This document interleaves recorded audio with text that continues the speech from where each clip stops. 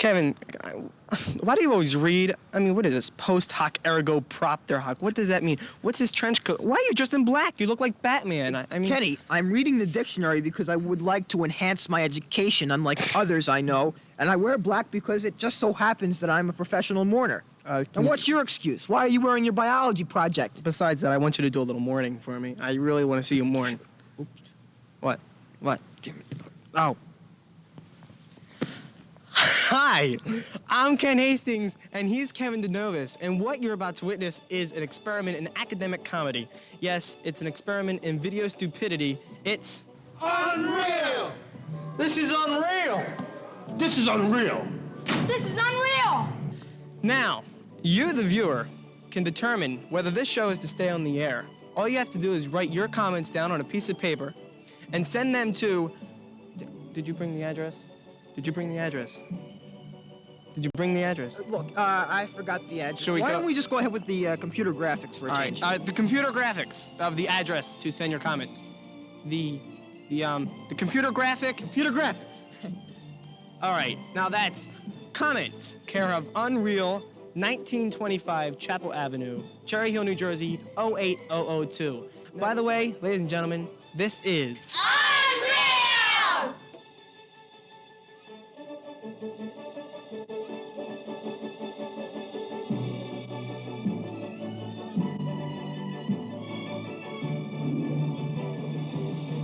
This is mousse.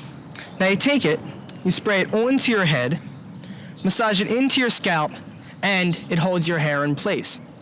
Now for some people, mousse is a necessity. It is used in many various hairstyles of today. Unfortunately, for others, including Wesley here, it is a daily addiction. This is Frank. Frank is addicted to the use of mousse. Frank is a mousse junkie. Sure, I use a lot of mousse, but I could control myself if I wanted to. You know, it's not like I'm slave to it or anything. It's just that, I go through a can and a half of mousse a day, all right? But I could quit anytime I wanted to, you know? But I don't want to. Not many people know this, but there's an entire clinic devoted entirely to demoussing. This clinic is known as the Sheboygan Institute for Mousse and Mousse-related problems. We had a chance to talk to Geraldine Fredericks, a therapist who helps mousse addicts and their problems. We have guys and girls who come into our clinic every day, some worse than others. I've seen addictions so bad that even we can't save them. Most we can help, though, and unfortunately, most have to be busted first before they realize they need help. This is the actual footage taken by Unreal's hidden camera of a mousse junkie, in this case Frank, being arrested by a police officer disguised as a normal everyday student here at West.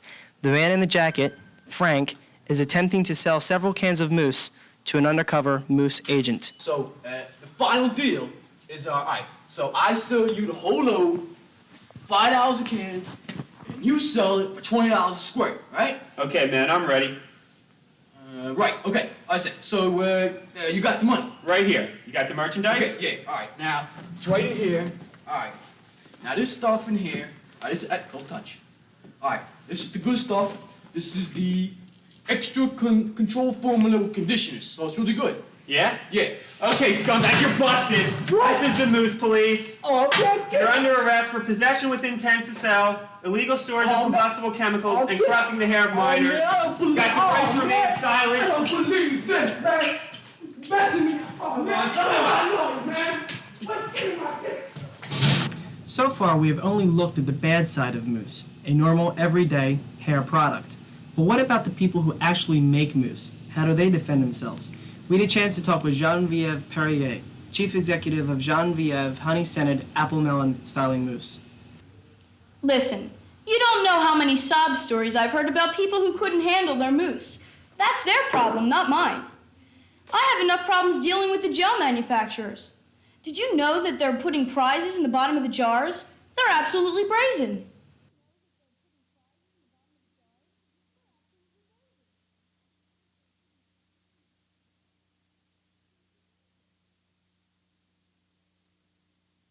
This is unreal.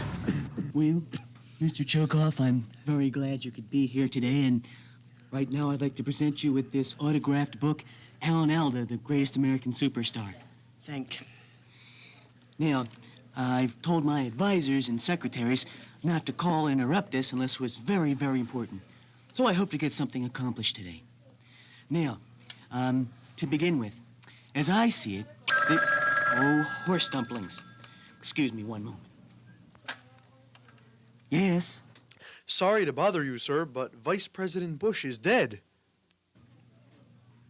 Well, tell Barbara George won't be home for supper tonight. Well, pardon me for that interruption. As I was saying, diplomatic relations between our two countries... Dear me.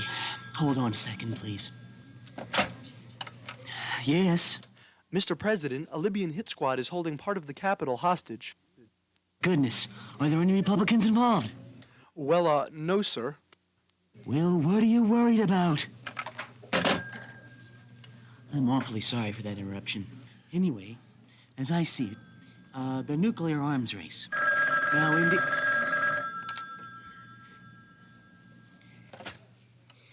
Yes? Sir, I know this is unusual, but the army is missing. We'll send the Philadelphia police out to look for them. Again, awfully sorry. Well, now, it just seems to me that so far as these ballistic missiles go... Bonzo breath!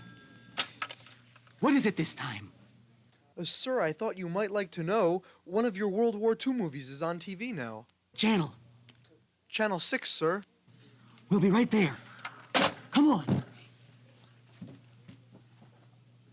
This is unreal! For years, students here at Cherry Hill High School West have been attending English and biology labs on designated lab days, 1 through 5.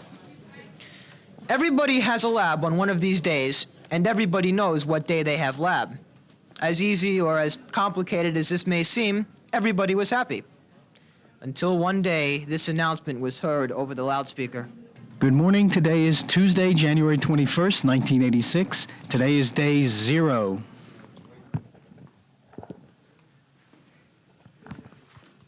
A mistake? A cruel practical joke? A depraved communist plot? Suburbia has been temporarily interrupted by something referred to only as Day 0. And we're going to find out why. Pardon me, miss. Can you tell us exactly what is Day 0? No, just leave me alone. Pardon me, miss. Can you tell us exactly what is Day 0? No, just go away. Leave me alone. Finally, we found someone who would talk to us. His face has been blacked out, and we have electronically altered his voice to protect his identity. For the purpose of this interview, we will refer to him only as Mr. X. Now, Kenny,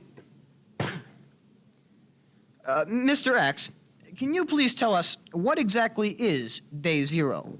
It's awful. That's what it is. Yeah, it's awful. It's an extra day thrown in the middle of the marketing period, and it just ruins everything. It throws everything off track. No labs? None.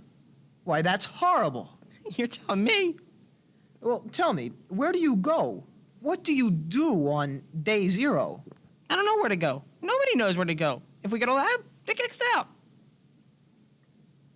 Well, whose cruel idea was this in the first place? You want to know? You really want to know?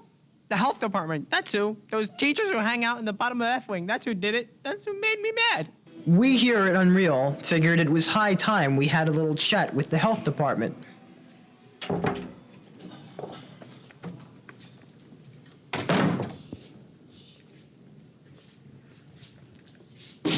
I help you? Yes, may I have a chair? Certainly. Now then, I'm from Unreal, and I was just wondering, what exactly is Day 0? Well, in the marking period, we have what is called Day 0. You see, well, it all started because we here in the health department felt that we weren't getting a fair shake. Now, how many times have children gotten out of health class to go to a lab, be it biology or English? Well, what we wanted was an extra day where there'd be no labs and every child would have to come to health class. We called it Day Zero, if you will. Well, that's all well and good for the health department, but what about the children? What sort of psychological effects does Day Zero have on the students of Cherry Hill High School West? Well, that's quite simple. There aren't any. So in effect, what you are saying is that there are no psychological effects on the children whatsoever. None at all. Watch this. So far, we've found absolutely no one to tell us what, in fact, Day Zero is. Oh, wait a minute. Excuse me, sir. Can you please tell us what is Day Zero? Hey, Pete, it's one of those Day Zero commies. No, give me that. Oh, wait, I didn't mean what's the Day Zero. I just want to know what it is. Oh, please, wait a minute. You guys don't understand. These people are obviously crazy. They're insane. They're victims of the Day Zero craze. We've decided to take this up with top-notch psychiatrist Dr. Kirkenbaum. Dr. Kirkenbaum, can you please tell us what are the psychological effects of Day Zero on the average high school student? Not good. I see. Well, could you please elaborate this for our viewers, of course? Well, when you program children to go to lab day for several years, say 2, 3, 4 years, as most children do, they become dependent on the situation. If you take it away from them in such a circumstance as Day Zero, therefore, they seem to snap, go crazy. It causes a certain disturbance in their mind, breaking the pattern they had so been following consistently. I see. So your overall views on Day Zero? It's very dangerous. It's only a matter of time before something breaks, snaps, something goes disturbantly wrong. The preceding message has been brought to you by Students Who Love English Lab. Beware of Day Zero. This is unreal. This is unreal! Hello, good evening and welcome to All-Star Wrestling. I'm Alistair Schlitz. Today we have two very special guests. On my right, an expert on agrarian farming system and an adjunct professor of medieval history at Oxbridge University. Ladies and gentlemen, Professor Oral Carter. On my left, we have Dr. Jonathan Price. He's a lecturer at the Radcliffe College and author of a new book called The Feudal System and Related Landlord... The Feudal System and Related Landlord-Tenant Systems in the Intermediary Ages. Now, gentlemen, the question is, who should have controlled... You listen now. Who should have controlled primary land allotments in a fluctuating serf settlement in the Lickberg territories around 1087? As usual, your time limit is 2 minutes. There'll be no body slams, no gouging, no gouging, and no it's below the waist. All right, are you ready? Hey. All right, are you ready? All right, Professor Carter, begin.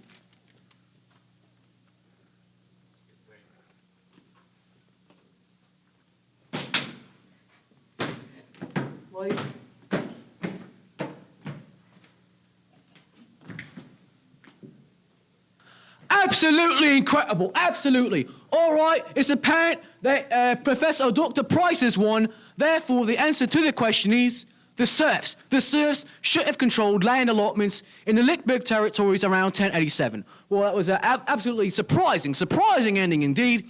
I'm Alistair Schlitz, and we'll be back with another episode of All-Star Wrestling next week. The topic, once again, agrarian farm systems. And this time we'll have two doctors from Swarthmore College to dispute that question. Once again, I'm Alistair Schlitz. Good night. This is unreal. This is unreal. This is definitely unreal. Thank you, Beth.